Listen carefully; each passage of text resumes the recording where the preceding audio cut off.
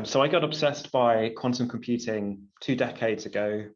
I was an undergraduate, and for me, the idea that we would use quantum mechanics to do computation was really pretty wild. The strange properties of quantum mechanics, like superposition, are used to our advantage in a computation. This is such an amazing idea, and the past 2 decades has seen huge progress in our ability to realize that potential. So today I'm going to talk about two things. The first is why quantum computing is such an exciting topic, has a huge potential. And the second is the challenges that we need to solve in order to realize that potential. So I'm going to start by taking a step back and thinking about computation. Computing is central to the design of many new products, from the layout of an electronic circuit to the design of a new aircraft wing. We use simulation and computers in order to design the next generation system, the next generation product. So to dig into that a bit more, the aerospace industry, for example, is really built on simulation. In the turn of the last century, the Wright brothers discovered flight. They discovered planes through trial and error. They built models and they tested them out in the field. That's extremely time-consuming. It's extremely difficult, and those discoveries are, of course, hugely important, but it's very hard to replicate and scale up. Today, the aerospace industry uses computation to design new aircraft. We use models of physics, in this case, fluid dynamics, in order to achieve that. I think there are really two things that are required for an industry to base the product design on computation. And these are, firstly, a model of the world. So in the case of aerospace, we have the Navier-Stokes equations. These tell us about the fluid dynamics, and they predict accurately what potential, let's say, wing designs what that impact will have in a realistic system. And so we need these accurate models of the world. We need very high level of predictability in order to rely on these equations, on these models, to make predictions about the future. And the second component we need is the computational power to solve these equations. And there's no surprise that the aerospace industry is one of the largest consumers of HPC capability.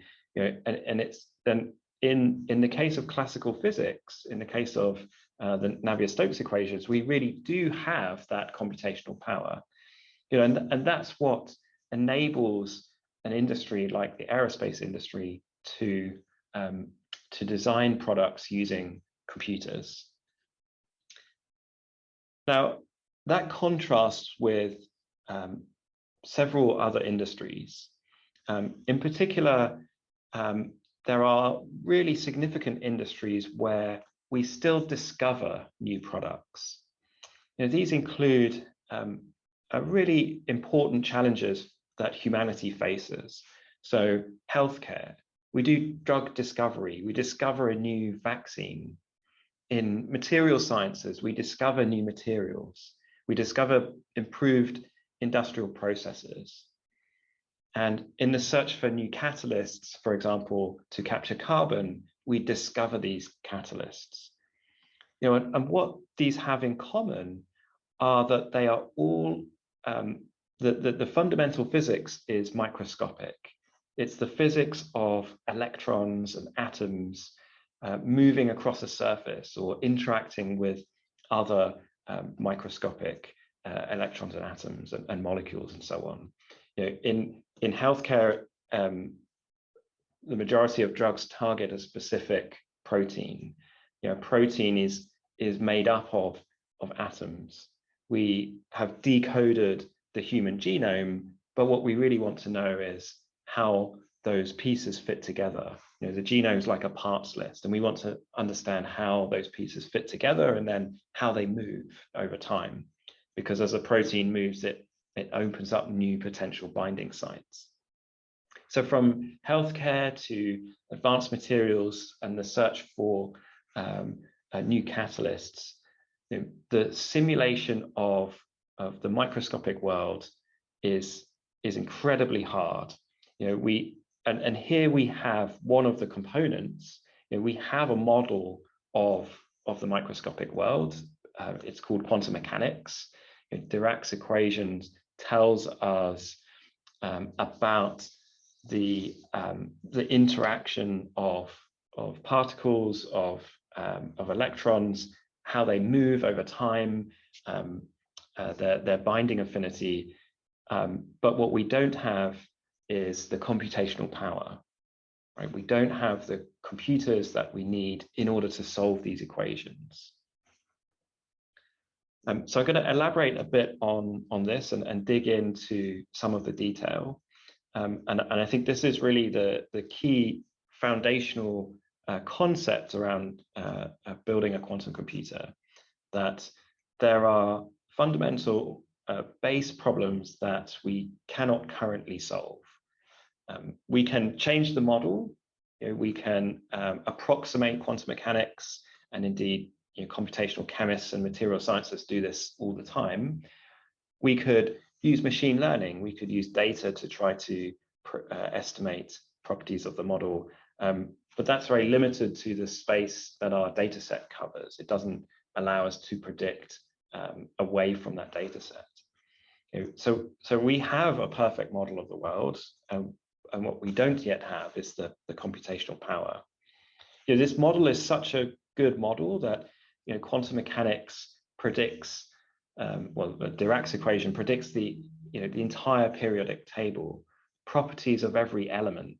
As an undergraduate, this was what got me so excited, that this model of the world could be so predictive that it would explain something that up until that point had seemed very mysterious.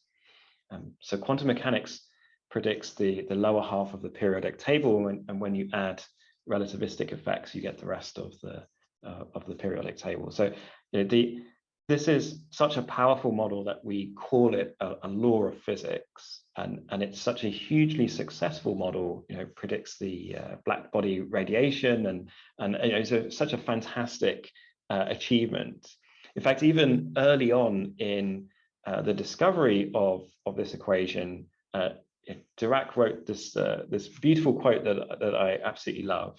He says that the underlying physical laws necessary for the theory of a large part of physics and the whole of chemistry are thus completely known. We've solved all of chemistry, he's saying. And the only difficulty is that the exact application of these laws leads to equations much too complicated to be solvable. So this was really Dirac's point in 1929. Of course, then he went on to explain how we could make some approximations, and what we're coming back to here is the ability to solve these equations directly. So what makes quantum computing so hard? What makes quantum mechanics so hard? Well, it's really superposition, and just to elaborate a bit on that, if you have a single quantum bit, that can be in a superposition of two basis states of 0 or 1, and so we need two complex numbers in order to represent the state of that bit.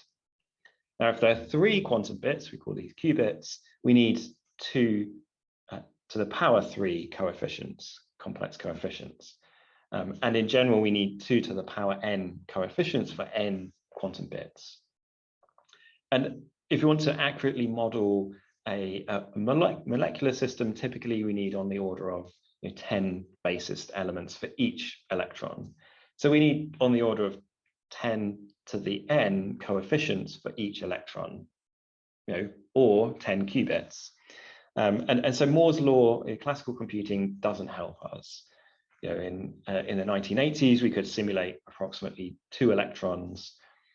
By the mid-90s, we could do 3 electrons. We're up to maybe 4 to 5 electrons right now, but this really doesn't scale. I mean, we want to simulate thousands of electrons, right? Much more complex systems. And so Feynman, 40 years ago, proposed a really interesting idea. He said that nature is not classical, it's quantum mechanical. And we know that classical mechanics does a very poor job of simulating quantum mechanics. In fact, there are results like Bell's inequality, which show that you can't simulate all of the effects of quantum mechanics with a purely classical system. And so this idea that if you are going to simulate a quantum system, you'd better make the machine that does the simulation quantum mechanical. You need some kind of controllable quantum system. And that's what we now call a quantum computer. And indeed, quantum computers then will transform these industries that currently use discovery into industries that use design. Because for the first time, we will have both an accurate model of the world and the computational power in order to solve that. So for me, this is the big picture reason why. Why do we need a quantum computer? Why does the world need quantum computers? It's because of this reason, that there are important foundational industries like drug discovery, like materials design, that cannot design products using computers because the fundamentals of these industries are quantum mechanical. And if we can build a quantum computer, then we could transform those industries. We could radically accelerate our ability to design new medicines or new materials and so on. So this is the huge goal. This is why I'm dedicated my career in the last 20 years to quantum computing. And so really now the challenge is how to do that. And so what I'm going to talk about in the rest of this talk is how do we make quantum computing useful sooner, right? How do we get to this amazing potential as soon as possible? Because the world really needs quantum computers.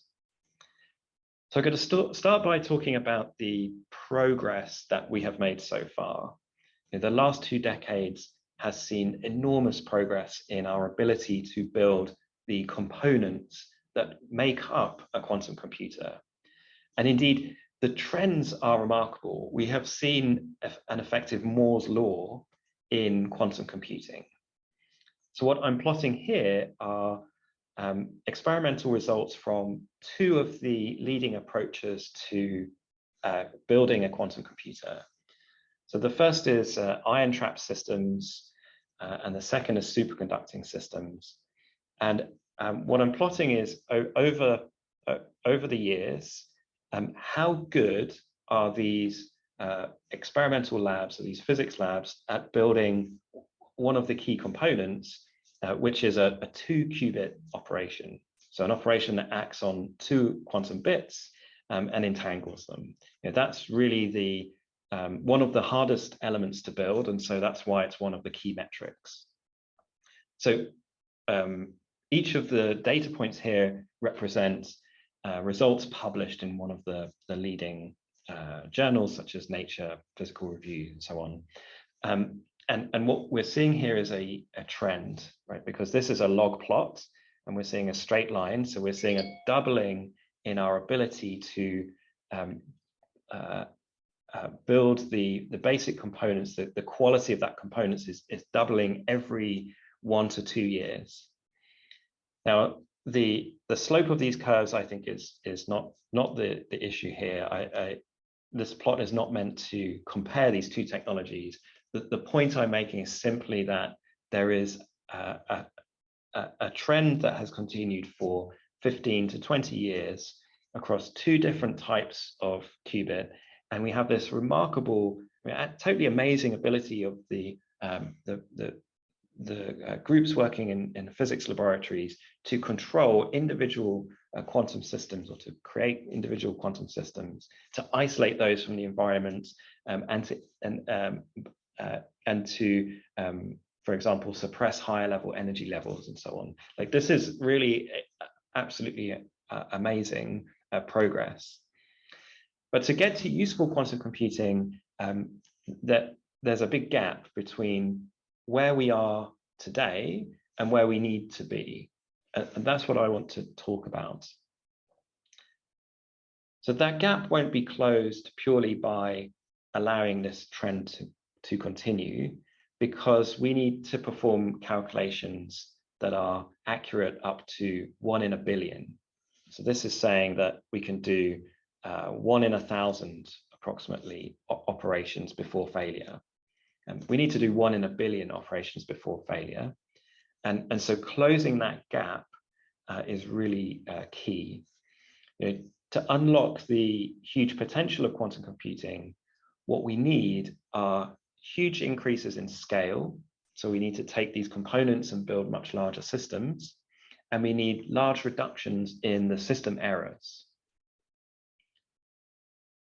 In order to do that, we need systems engineering.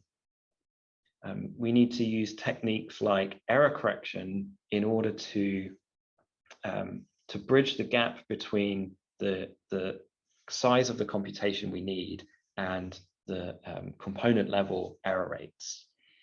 So this looks a lot more like an SSD driver. There are noisy components, and error correction is used in order to suppress those errors at a larger scale. So what we need is systems engineering, and I'm going to talk through how we are doing that at Riverlane. So the first thing I want to cover is the model of computation, because systems engineering teaches you to reduce the problem into small chunks as far as possible, to really focus on those unit tests of the individual components, because by the time we've built a large-scale system, that really needs to work, because at that point we won't be able to detect or find the problems in the system. Like, it's too complex, and so we need extensive unit testing. We need every component to work, and so the first thing I want to talk about is the model of computation, because I think this is really important, and it's something that was very influential in the development of classical computing. So in classical computing, the von Neumann model was very changed how people programmed or thought about computation in the 1950s. And here in Cambridge, the first machine was built that followed that von Neumann model, that separated the memory from the program.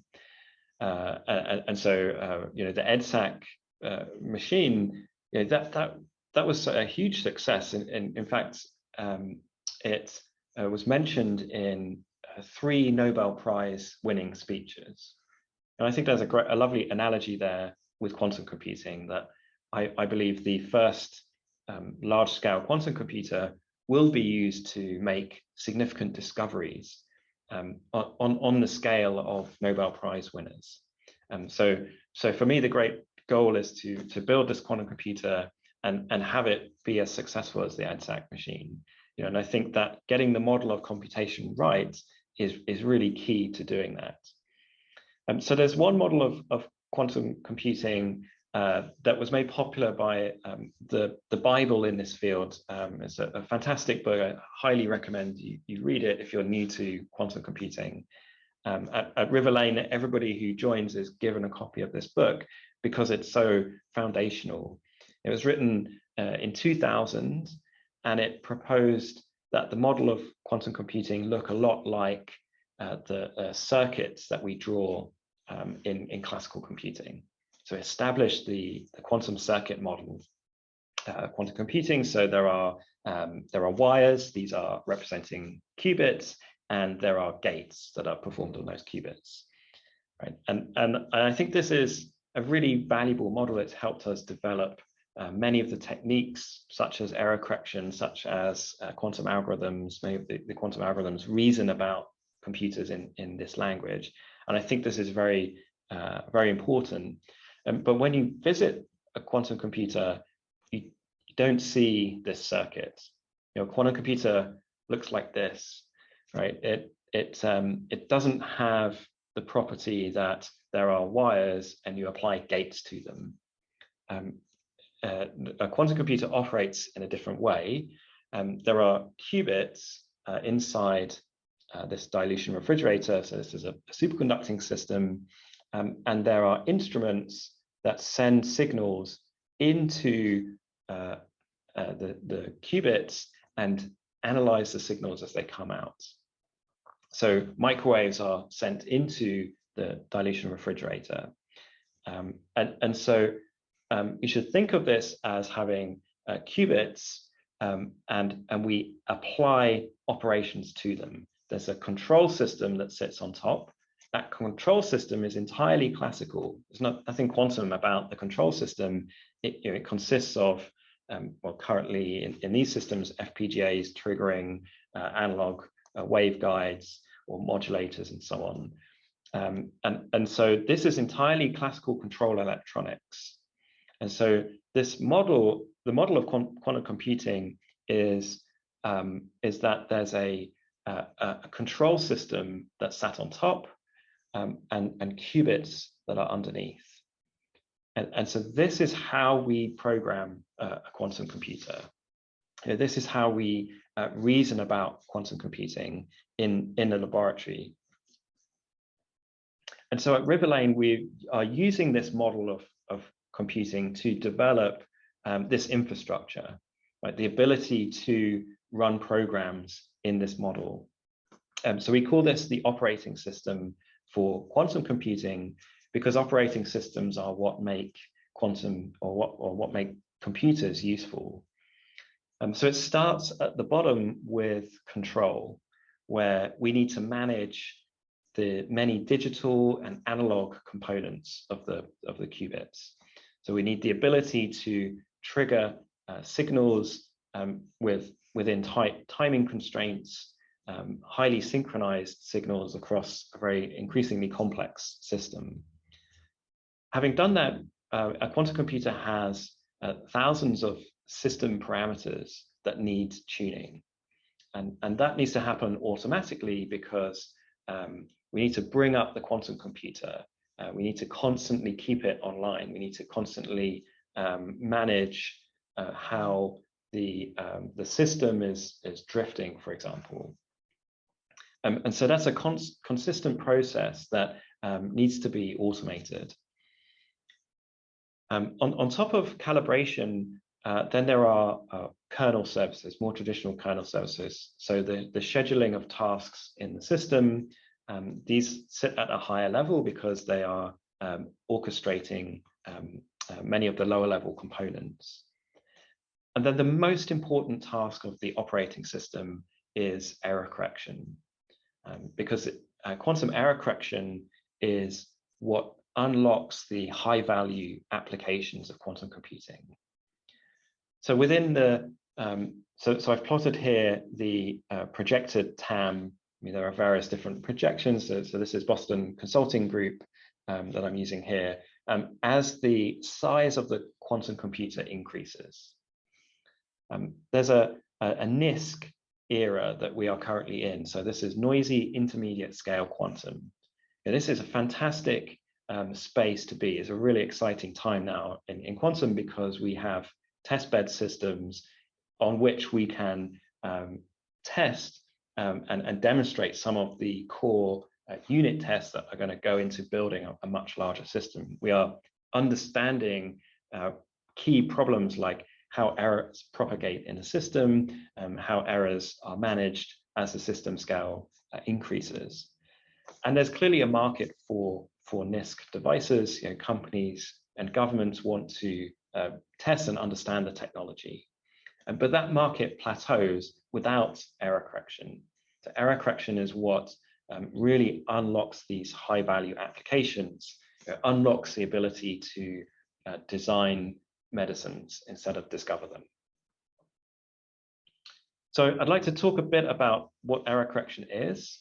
I'm just going to give you a brief overview and then move on to why error correction is an exciting and key technical challenge.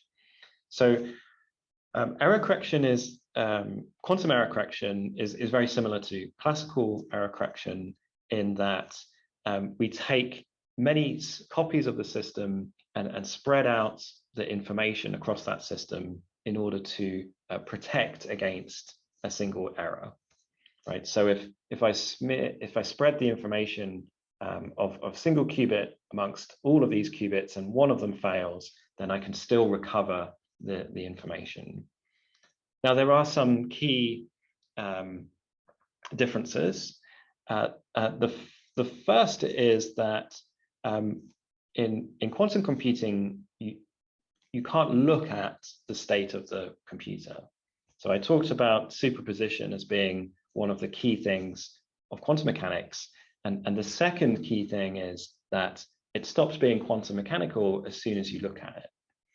So, if there are two things that you take away from this talk, that quantum mechanics is actually quite simple, it has superposition, and don't look at the system, then I'm happy. So we have to do error correction somehow without looking at the system, without copying the information. And in fact, error correction was identified very early on in the development of quantum computing as a key problem. And the reason for that is that a qubit is often represented as a state on the ball, a point on this ball. So we have the 0 and 1 states, but the register can be in any superposition, so it can be in any point on this ball. Now that looks suspiciously like analog computing, and analog computing we know doesn't scale because of experimental errors, because of errors in the system. And so early in the development of quantum computing, many of the pioneers recognized this and developed a theory of error correction that could be used in quantum computing. This culminated in the threshold theorem.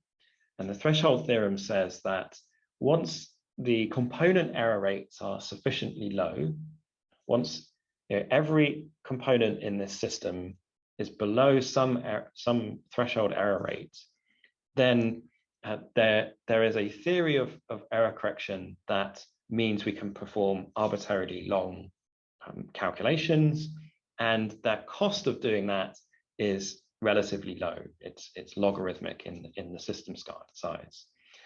And that's a really key result because it says that we don't need to continually hammer in on the component physical error rates. Like we have to get them below a threshold, sure, but we don't have to get them to 10 to the minus 15 because we can use error correction to achieve that. We can use error correction to bridge the gap between the component error rates and the error rates we need to perform useful computation. And so this is a wonderful theory of how to use, for example, classical linear codes, how to apply them in quantum systems. There's much we could dive into here. But I think the key takeaway is that it's well understood in theory, but has not been implemented at scale. So this year has been a fantastic year for quantum error correction because we've been able to demonstrate some of the unit tests. So the ability to read out the syndrome of the code, the ability to run on a small system and error correcting code that shows that you can reduce the system errors compared to the component errors. So these are really fantastic results just this year. And so what needs to happen now is to implement error correction at scale. And there are several challenges to doing that. I'm just going to talk about three. So the first is that error correction has to happen very quickly. The classical control system that's sat above the qubits has to be responding to the information that's coming out at the speed of the qubits, right? So error correction has to keep up with the computation, the quantum computation. If it doesn't, the whole thing grinds to a halt. So in a superconducting system, that needs to happen at a rate of megahertz. So 2 to 3 million operations per second.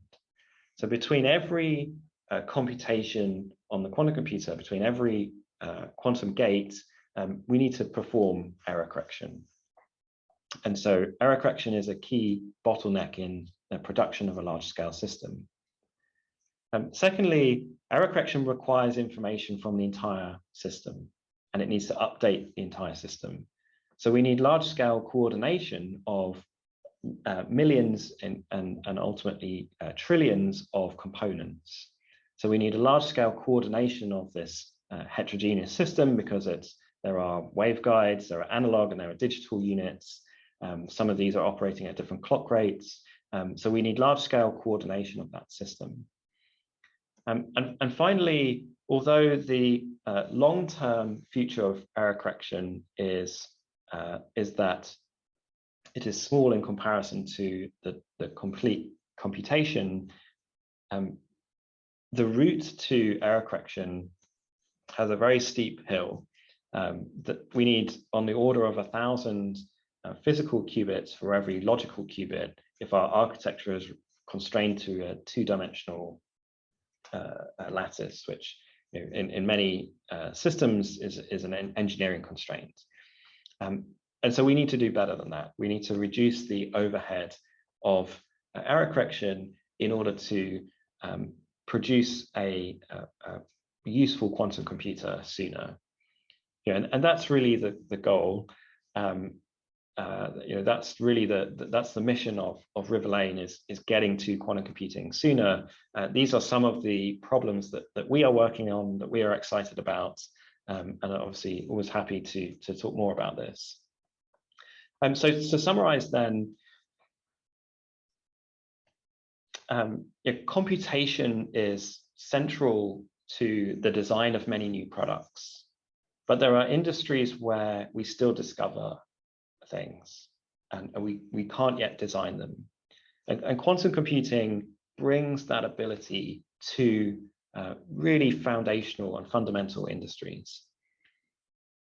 In order to do that, we need systems engineering, because quantum computing is a technology that humanity needs, and we need it as soon as possible.